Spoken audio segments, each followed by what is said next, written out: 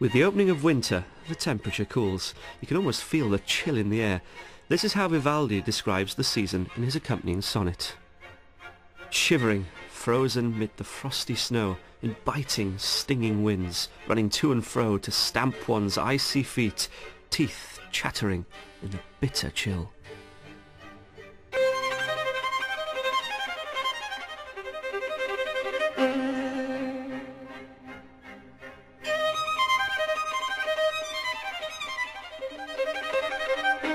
The task of a musician is to have your own view on a piece and your own ideas behind it. And so when I start studying a new score, then I'm trying to look at everything I've ever heard about this piece and start from the very beginning as if I was the first person to see the piece.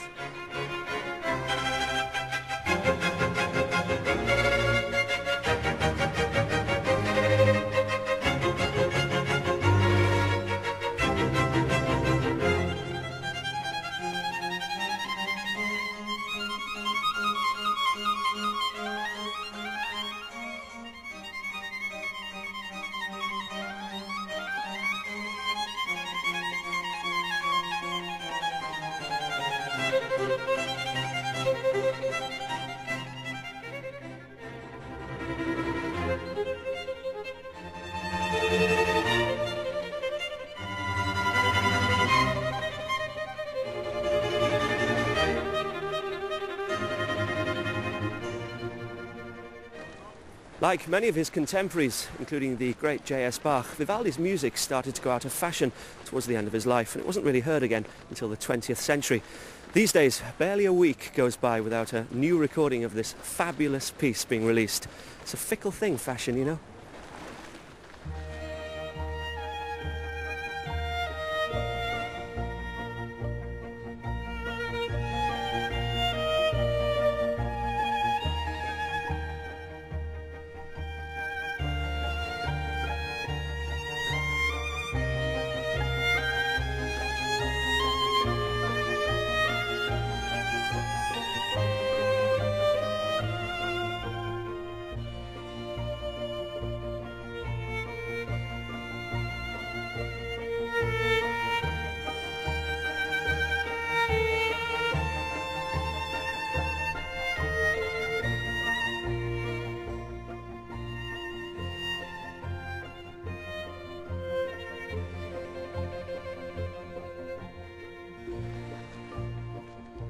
My favorite season definitely is winter, mainly because of the second movement, which is just one of the most beautiful movements ever been written.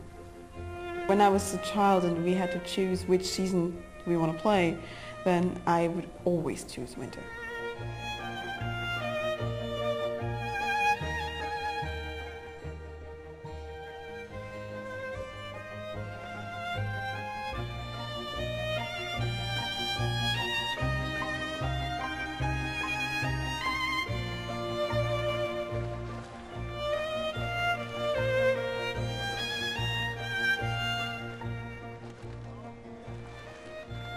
Vivaldi, having spent most of his life living and working in Venice, died in Vienna in 1741.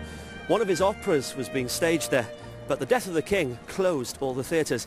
Now this is where it gets a little bit sketchy. It's possible that Vivaldi didn't have enough money to come home here to Venice, so no big send-off for the man, just a simple ceremony. But not the pauper's grave either that some suggest. He died unnoticed and in poverty.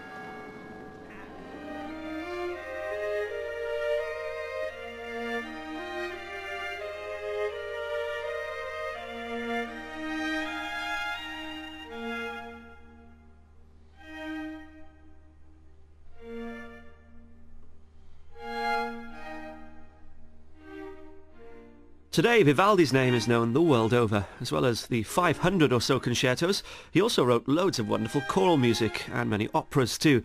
The Four Seasons themselves have become a staple of advertising and film soundtracks. They're also one of the most popular ringtones for mobile phones. A clear reminder, if you needed one, that his music has stood the test of time.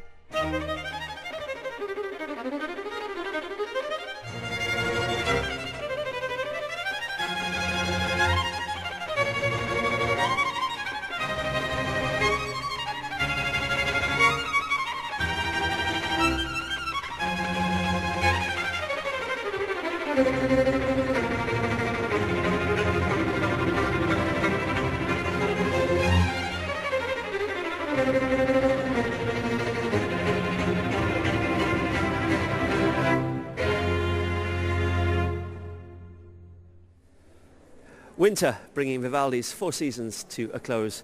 The soloist was Julia Fisher. It's just one of the many fantastic performances I'll be bringing you during this series.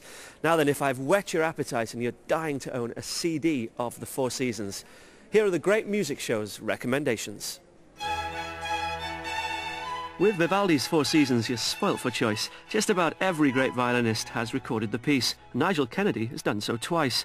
Both his accounts are very personal and have proved hugely popular. More recently, Rinaldo Alessandrini and his group Concerto Italiano have wowed the critics with a very stylish recording. Anthony Marwood's recording with the Scottish Chamber Orchestra has been described as one of the most uplifting accounts you'll find. And there's a wonderful new recording by Giuliano Carmignola and the Venice Baroque Orchestra. The playing is stunning, full of smouldering Mediterranean passion. More details on Vivaldi and the Four Seasons at bbc.co.uk/classicaltv, where you can also enter a Great Music Show competition. The prize, a DVD of Julia Fisher's performance of the Four Seasons, featured in today's programme. Well, that's it. I hope you've enjoyed Vivaldi's Venice as much as I have. Today, Europe. Next time, the universe, as I take you on a trip around the solar system, courtesy of Gustav Holst's The Planets. See you then. Bye-bye.